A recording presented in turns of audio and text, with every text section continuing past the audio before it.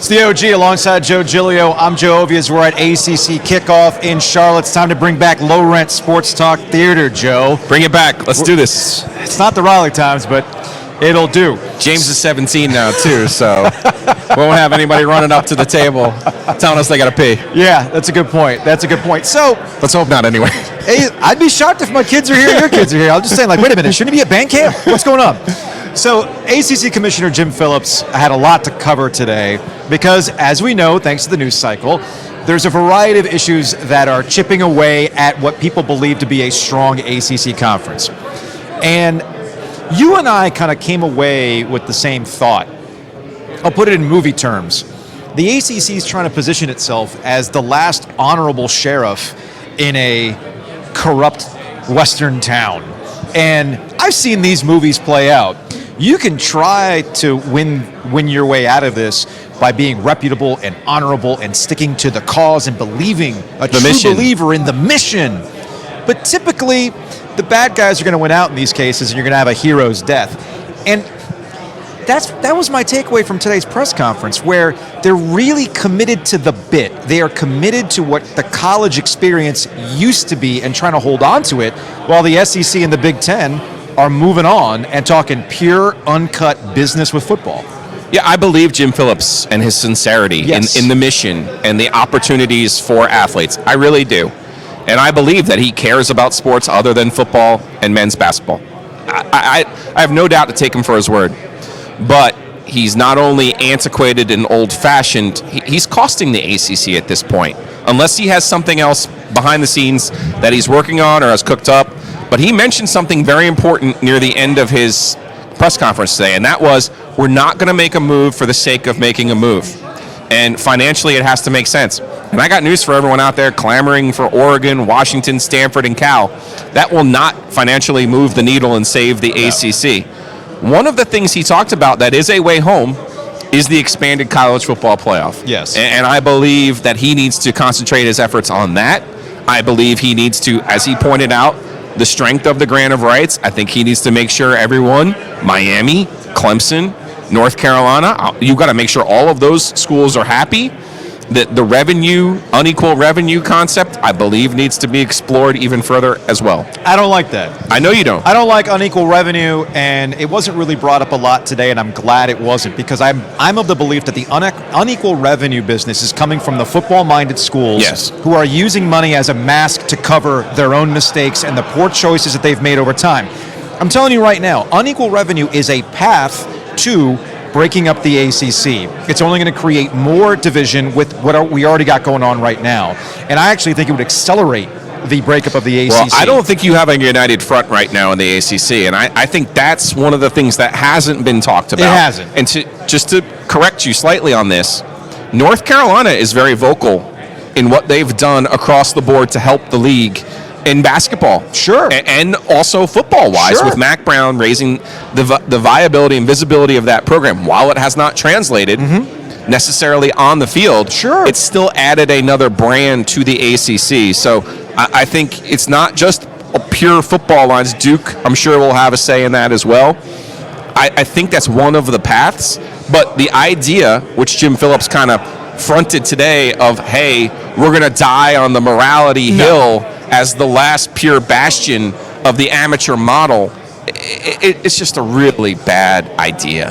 And I would add to that, I mean, Jim Phillips is just publicly saying what presidents want, by the way. Correct. He's not the one who's got all these ideas. He was hired because of these values. He was hired because of He's a lifer. He's an NCAA lifer. The way he views the collegiate model and being a true believer in it all. So really, don't blame Jim Phillips for the way he talked today. Blame the people who are making decisions behind the scenes that you never see. The college presidents and the ADs. That is, and I agree with you, behind the scenes, a little bit more fractured than they want to let on. Which gets us to the revenue aspect again, and all opportunities are on the table. Unequal revenue sharing might be one of those things that's all on the table. I asked Jim Phillips after the press conference directly in that, how much can you tell me contract-wise that would trigger a true renegotiation with the ESPN contract that runs through 2036, bringing up the Raycom deal. For those who don't know, Raycom's still on the books. That's supposed to come off in, I think, 2026, 2027. Yes, it's going to through be the end of the 26-27 year. It essentially will act as a cost of living increase in the grand scheme of things. A little beer money. It's about $3 million per school. A little beer money. So that's obviously on the table. Maybe they can accelerate that decoupling of Raycom. But everything that they have on the table really isn't going to do much to do what you described to Jim Phillips directly as getting lapped by the Big Ten and the SEC. And there's really nothing in the contract that's going to trigger a real new deal unless they add Notre Dame, which gets back to what we've been talking about for a long time. Adding Oregon ain't going to do that. No. Adding Oregon, Oregon State, Washington, Arizona State is just more mouths to feed. And there's history with this. There's always precedent with this. ESPN already did this with the Big 12 when they added schools. They essentially just gave them the amount of money that kept everybody on equal footing. Nobody really got extra money out of that. And that also gets us to the grant of rights as well, and why we can sit here and speculate all day, but ultimately we're going to have to sit still for about 5 years. About 5 to 10 years is what I would estimate. Yeah. Because I asked Phillips about that earlier, or after the press conference, and that I feel like you getting access. That wasn't really access. You're uncoupled. It was me. Like, let's get rid of the troublemaker. And no. No, it's okay to be the good cop. No, it wasn't. It's okay to be the good cop. Being good cop is that I have questions that sometimes you have to be the good cop. Well, I'm the good cop a lot. So, my point is, during the scrum, more than you'll ever know, there was a scrum after the fact. If you hang around, you can ask a couple questions, things like that. So I wanted to ask him about that contract trigger, but then here's where I would admit I was the good cop. Yeah. All right, here's where I was a good cop. I said, hey, I expect fans not to know what the grant of rights is. Sure. And just speculate all day. And I can go on the radio and talk to fans and tweet about it and give an understanding, but I get the sense that you have to have conversations with boards of trustees members at various institutions who don't know how the grant of rights works, and they're not helping you with speculation because they think they can just get out of it. And Phillips looks at me, and I thought he didn't understand the question, or okay, you respond now. He just goes and he gives a sly grin. He goes, have you been on the conference calls? I almost made a joke. I was invited. I almost made a joke because, true story, we were included on one of these. No, it was the relocation of the headquarters. We were included on one of these Zoom calls to talk about relocation, but no, we weren't on that conference. But that's the thing. And if you have any takeaway from this portion of the conversation, it's to understand the grant of rights is pretty locked in. It is. It is financially catastrophic right now for an individual school to go.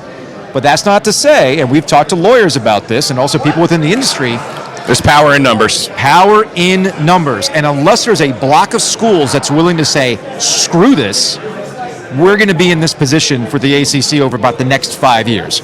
So I think everybody can chill and then watch with delight how the Pac-12, the Big 12, and all those remaining schools try to squeeze out as much money as they can with their next television deal. And there's another aspect with Notre Dame too, and their contract coming up, and they're looking for shoulder programming.